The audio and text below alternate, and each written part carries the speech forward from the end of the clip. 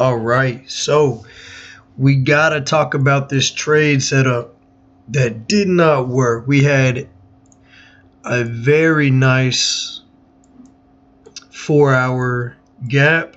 So basically I was looking for price, to come up into this gap and then continue down.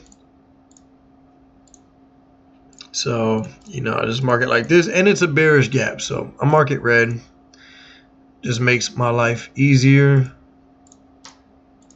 And then you had the same gap on ES, right? So let's see here. Same gap, ES. Now, what I was looking for, move up, maybe some chop, liquidity sweep, boom, continuation in line with the trend. But obviously that did not happen, and let's get down to it. So came up into the 4-hour gap, and I'm actually going to do replay so y'all can see exactly what I was thinking. So I wanted to take this first trade right here, but I could not because we had red folder news.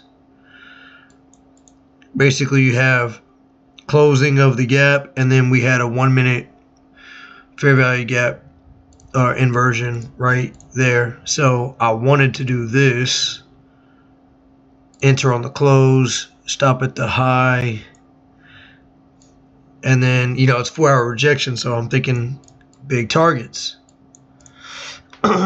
So this one didn't work out, but once it got to here, we would have been moving to TP, or we would have been moving to break even anyways, and then trim levels. So that one would have worked. But again, we had news at 10, so could not take it. But this is what I was really thinking. We get an SMT in the 4-hour gap. So you can see over here. Let's see. Okay, run that. So right there, make a new high on ES. We have not made that new high on NQ, and we get displacement. So we have an SMT in a 4-hour gap. Then we get the inversion here. I'm gonna be honest, y'all, this is a great entry on that inversion. Stop at the high. Now this trade, it goes into profit, and I'm thinking that this is 99% guaranteed. Man, I'm thinking 100%. But roll the tape.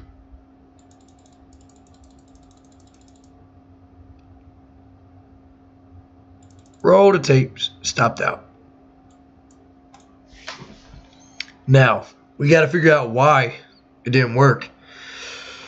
So, I'm thinking, we turned a 4-hour resistance into 4 hours into support on ES. That's idea number one. I really thought it was going to work because we actually got a 5-minute break of structure, if I remember. Yeah, right there. 5-minute break of structure. So now it looks even juicier. Because you're sitting here thinking, oh, if we could just break structure. So you do this. Do one more candle. Move down, move up. That's a low. You're thinking if you break this low, you have 5-minute break structure, SMT in a 4-hour gap. You know what I mean? Or let's fast forward it just a little bit more.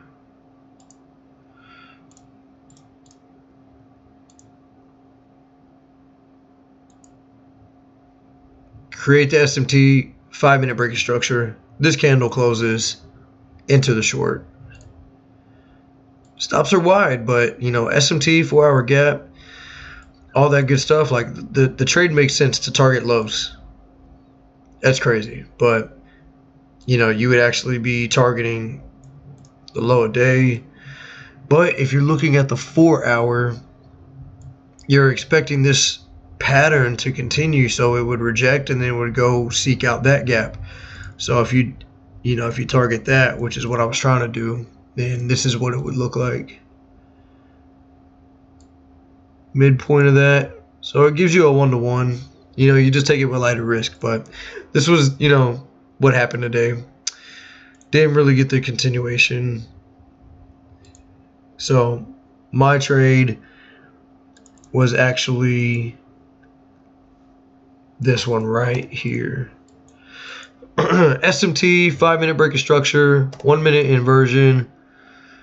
I see this gap. I said I was going to build a position in that gap. I entered right here at the midpoint. Rejection. I was targeting at least there. Stop above the SMT. And, well, you know what happened. So, crazy. But yeah, this is why we backtest. But that was what happened today, y'all. 4-hour gap. SMT in the gap did not hold, possibly because we had flipped into support here. So, but yeah, thanks for watching.